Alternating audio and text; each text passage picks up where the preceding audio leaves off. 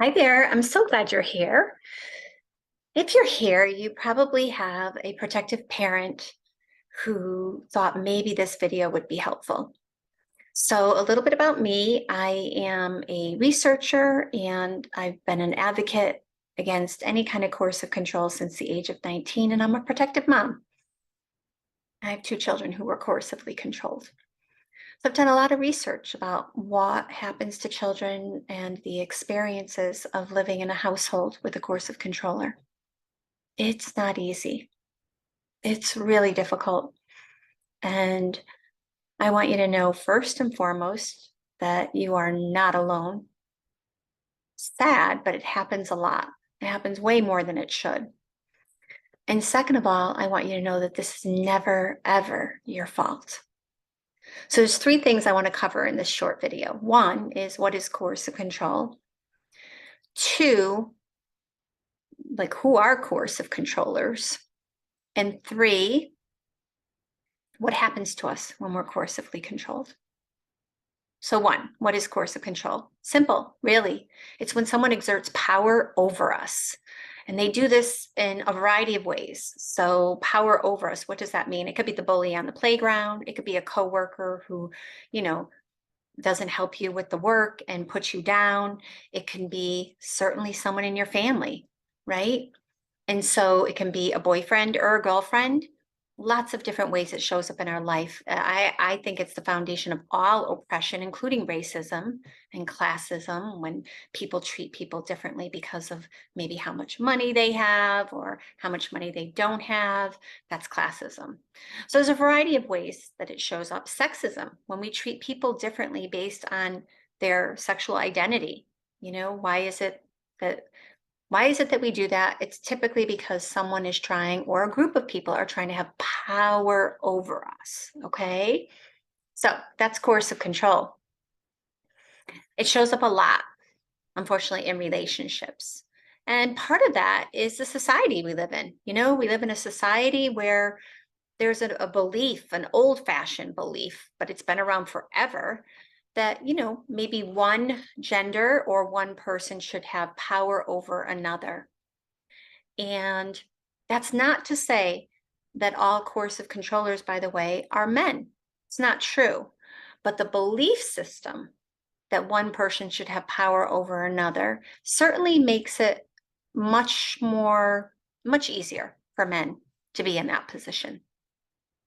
So, plus we live in a world where the people who have the most power in general are men. This doesn't mean all men again. And by the way, not all men are bad. I've got a great dad and two brothers. Amazing, amazing son. It's not all men. Okay.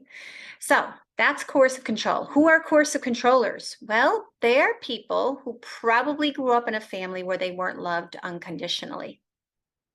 They really didn't get positive regard. They were made to feel a lot of shame, and the love they received wasn't authentic, meaning wasn't real. And so what did they do? The way to cope with that, sometimes when we think about the brain, the way to cope with that was to kind of create a mask, a false sense of self out there in the world so that they could be liked by others, even though they were holding on to all of this shame. They don't really like themselves at all. So what they end up doing is exerting this power over others, and oftentimes not in a overt way. It's not like, oh, you can't go out, or I mean, it could be, or you have to give me all your money. Could be, but it also can be just much more, we call it insidious, like secretive, like, maybe just making someone feel badly if they go out with their friends, or making someone hand over like all of their money to one account instead of maybe to a mutual account, right? So there's a lot of different ways it can show up. But oftentimes, what we know about coercive controllers is they get worse when there's a separation. When they feel they've lost control, they get worse. And that is typically when we see situations like family court get involved, because Then there's custody issues, right? So let's just say that your mom is a protective mom and she decided to leave the coercive controller, who again really has trouble loving authentically, doesn't really like themselves. So what they do is they project anything bad. They might call your mom a cheater, even though they're the cheater, right? Or they might call your mom um, manipulative, even though they're manipulative. And maybe sometimes your mom has gotten really, really angry, and that happens after a while when we've been kind of trapped and walking on eggshells all the time. So they might have done all of these things, but then when a separation happens, they're really, really upset about losing control. They're going to exert more control. That's what they do. So it's really painful for children.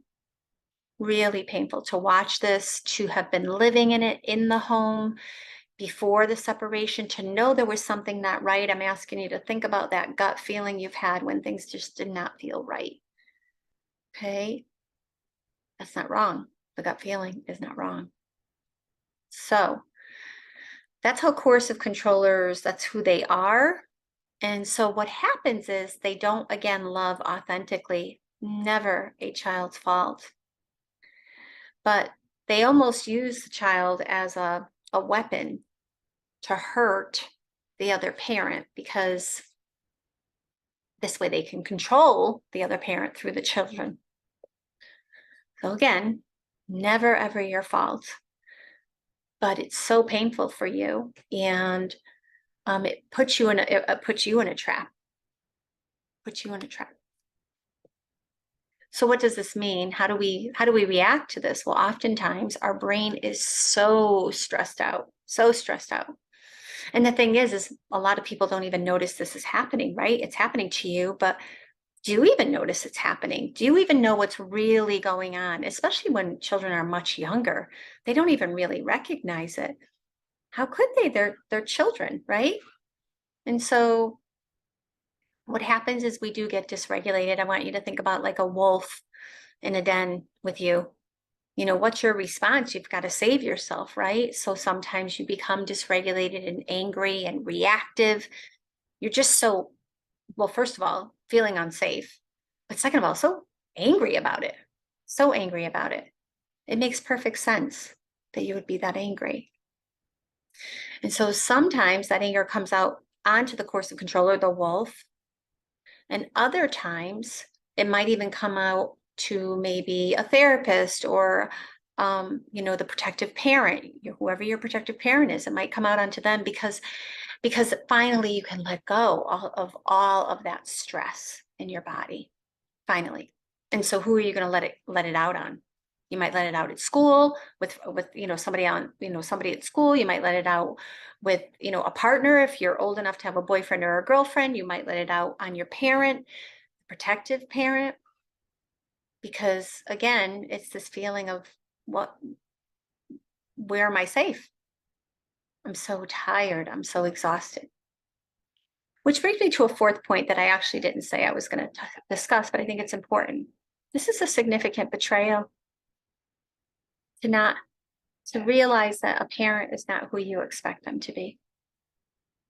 And so there might be some really fabulous memories, some really great memories, and we can hold on to those memories. I always say we hold on to them and we put them in a box. We can hold on to them, or we may choose to throw them away. But if you decide to hold on to them, that's okay. But knowing that those memories come, but then there's always going to be this pattern. And that's the thing about coercive control. It's a pattern of behavior. It's not just a one-time deal. See, the difference between you and me and coercive controllers is if I do something wrong and you tell me, I'm first of all going to be really sorry. And second of all, I'm going to really try to change, And I'm not going to accuse you of it. That's something we call DARVO. When people deny something, then they attack and reverse. Like they did something wrong and they reverse it onto us. That's called DARVO. It's really what coercive controllers love to do. They never take responsibility, or if they do, they take a little bit of responsibility, but they certainly don't do it over the long term. So what do? They like to blame us. They probably blamed your protective parent a lot. And your protective parent might have also been reactive some of the time. because they just were overwhelmed with how difficult this has all been for them. But no matter what, they love you. And they love you unconditionally with an authentic love. And if you have that, that's gold.